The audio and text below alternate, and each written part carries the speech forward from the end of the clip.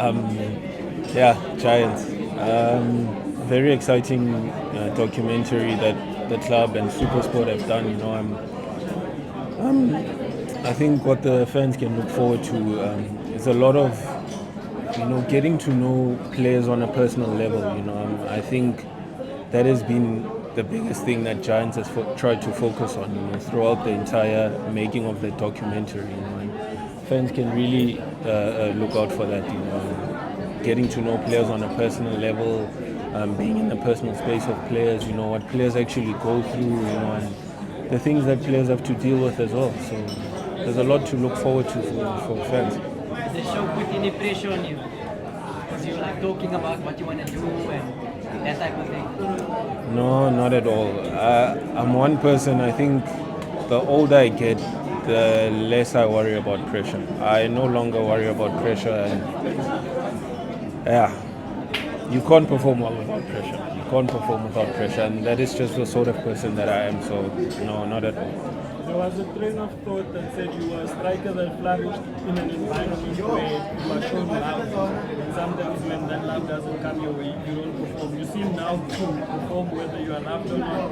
Was that a shift in mindset? Because you said it yourself, you were the top goal scorer, but here the season when you don't see that often, and you don't see it often from you either. Yes, I think it's because of everything that I've had to go through throughout my career. I've grown. Because I think the more you experience things in life, is the more you learn to adapt to them and learn from them and eventually grow from them. And that is exactly what has happened with me. And in terms of competition, you look at it, there's someone like Evidence who at any time can start, there's someone like who has come in now, there's the young radio man, and then there's you are the top goal scorer, but that doesn't guarantee that you start. How do you handle that dynamic of the competition in the striking department? One thing about us is that it's healthy competition. You can even see when we are actually competing in terms of doing finishing drills at training, after session, and all of that. You can see the amount of support we show one another, the amount of love as well. I take Evidence, for example. He's one person that knows almost literally everything that I've gone through, things that I've had to deal with throughout the entire season last year. Yet at that time he was the one that was playing ahead of me, but he was there to support me and be there and try and lift me up. He would be the first one to say, "Hurry, young one, let's push, let's keep on going," that sort of thing. And I would do the same thing for him as well. So that just goes to show the sort of relationship we have amongst the entire team. I think when Radio scored his first goal, it was a penalty in the league. Everyone ran to him, including myself. I was one of the first ones to run to him, and I told him, "You know what, we get a penalty now, you are taking it, no one else." He was the youngest player on the field, I think, at that time. But it goes to show the amount of confidence that I also have in him. So it's healthy competition at the end of the day, and yeah, I think Orlando Pirates can be really grateful for the talent that they have within the team. How important is it going to be for the new players to quickly integrate? Because we've seen it so many times in the past, players who were elsewhere come to a big club and just the integration of the new players. I think the trip to Spain gave us the opportunity to integrate them, maybe away from all the noise in the country at the time, for us to be away and to be given that opportunity. I think it worked quite well because you can see how they performed even in the friendly games. I mean, you look at Umvule, for example, how his performances in the friendly games. You look at Polis as well. Now it's just for them to come back home and do it here. We believe in them, they have our support, and whatever they need, us as players maybe that have been here longer than some of them, I don't like to refer to them as new players anymore because they're no longer new. They're part of the team, they're part of Orlando Pirates, and we're fighting towards one common goal now, and that is to go out there this season and to win each and every trophy that we play. You guys are a new coach. How has that been like, and what are some of the things that have stand out to you in terms of who he is and what he brings to the club? I think the biggest thing about coach that I've noticed personally is he's very demanding. He's a demanding coach, but he loves his players at the same time. And he's also an encourager, quite similar to Coach Jose, with what we experienced with him. And there's not a lot that Coach Ouaddou is trying to change. Just probably the way that we defended probably our set pieces and how we dealt with transitions and as well against, because he was just trying to improve on the areas where we lacked last season, and we feel it's mostly from set pieces. The Champions League, we lost it because of set pieces. We go to Pyramids, we concede 3 goals from set pieces, and we're out the tournament. Whereas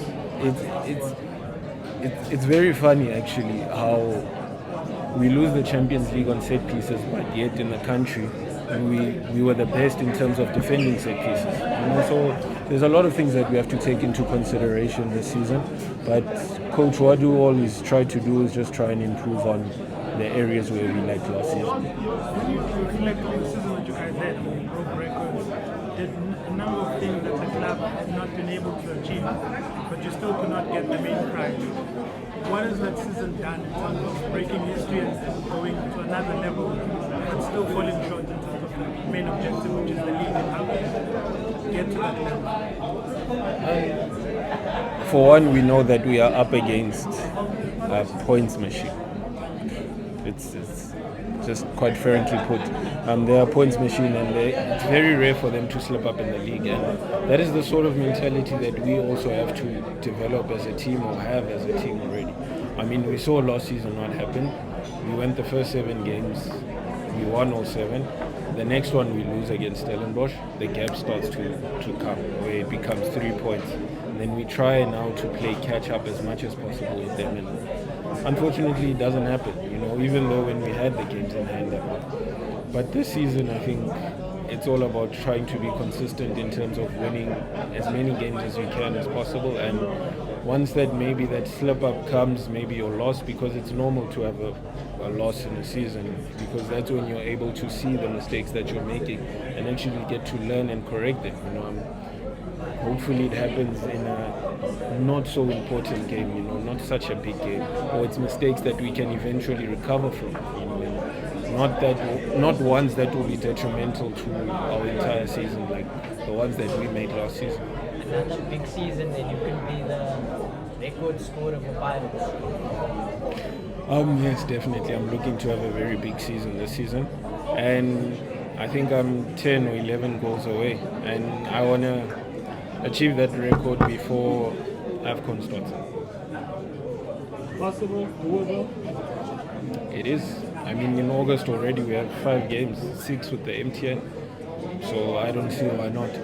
Where does that come from? Like, you always verbalize things that many of your peers would shy away, even though they're perspectives.